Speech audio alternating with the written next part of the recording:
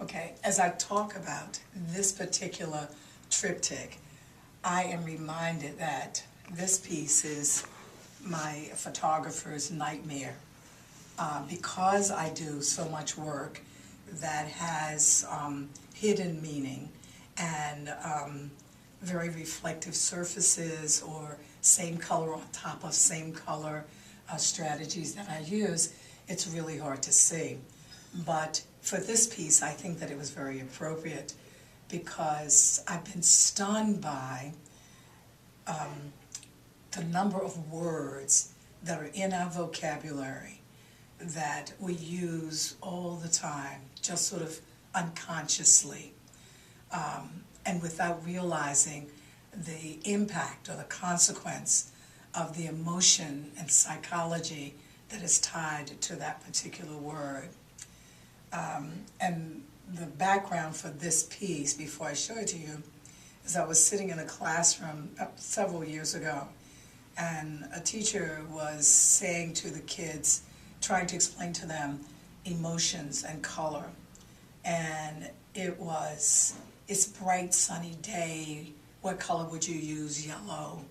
Or you absolutely love it and it's wonderful, so you would use red.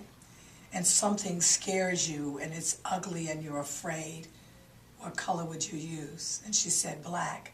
And I thought, sitting in this classroom observing with 99% of the children are African American, i.e. black. I thought emotionally, what must that do or say to them when they hear that word as a reference to their identity, and at the same time to be told, sort of not knowingly, I'm sure it wasn't with the intention to be harmful, but I feel that that's what happens. So I started really looking at the words that are in our vocabulary that are attached to this word black as well as the word white. And as you come in very closely to this, you know, it's like the black abyss, black male, black lung, black locust, black list, black light, black, letter, black market, even the black market and the White House, what those contrasts say and present to us. So these words are almost invisible.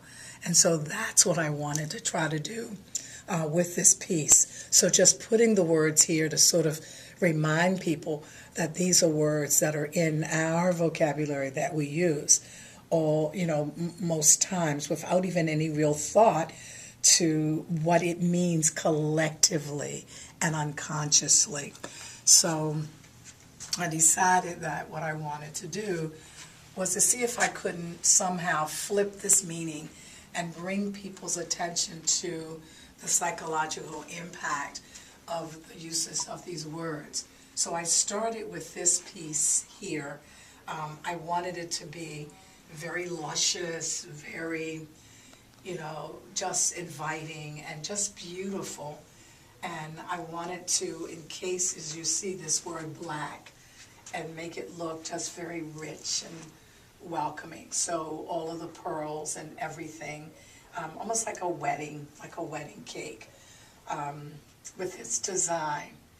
And around each one of these letters, when you look very, very closely, I've taken the word black off the small piece so that you collectively would see the word black along with the other words that follow it, like black kettle, black sambo, black snake, black cloud, black deed, black boot, black heart, black spider. All of these are so negative.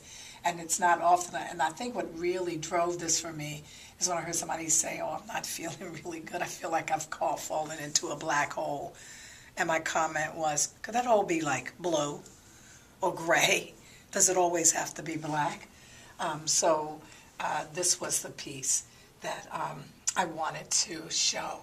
So, and then it's like black only, and I've grown up with that phrase. It's for whites only, usually. That you can just admit that you couldn't come into a place or be admitted to a place only. But with this particular one, I knew that the next piece in this series would be quilt that would be all black and with the words white. So I'm going to move over here to this particular piece before I talk about the one in the middle. But the same thing, I wanted folks to, like the all white piece with the word black, to look up and realize that these are all words that refer to, in that other case, black, but all I can see is white. So here now, I've tried to do the same thing with the word white, and in our, sort of my growing up black in America, it was, you know, white was always bigger, better, twice as much and all that. So I did the word twice on this sheet, on this quilt, and looking in the dictionary with words that, nouns that followed the word white, there were not that many, but they were all, you know, the White House. So just thinking in comparison what the black market sets up as opposed to the White House. Certainly not intentional, but very positive, you know, positive words, certainly not with the kind of consistency of negativity that the words that are included with the word black. But I wanted it still to look very, you know, rich, but also I wanted a texture to show just sort of the wear, sort of a struggle that we have in the black community. These are all pins, sort of the pain of sometimes of our identity and the use of the words. And all these safety pins I individually painted black, because once I put them on, they looked white, and I knew that I wanted the whole thing to flip the total meaning of this piece. So after this, I thought, you know, it's one thing for social justice to be able to bring people's attention to a particular idea, but what do you want to leave them with, or with what you want to leave them? And so I decided to do this very narrow, small piece in the middle with the word humanity down the center. One sliver of red fabric to represent, you know, it doesn't matter if we're black or white, in all the shades of browns or yellows or anything that's in between, we all bleed the same color, the same blood. And I stitched this particular quilt with all red fine threads to symbolize our veins and that process of being human. So hopefully, you know, it's also this notion that I often find myself saying it's not rocket science. It's not a real big idea. It's I think a fairly common idea that we all have and should be able to know that we are all human, and that regardless of all this other stuff that's going on, that one of the things we have to, I guess, learn to get along and be respectful is that it's the same driving force that keeps us alive. And so, again, these words, very faint, they're still there. Who knows?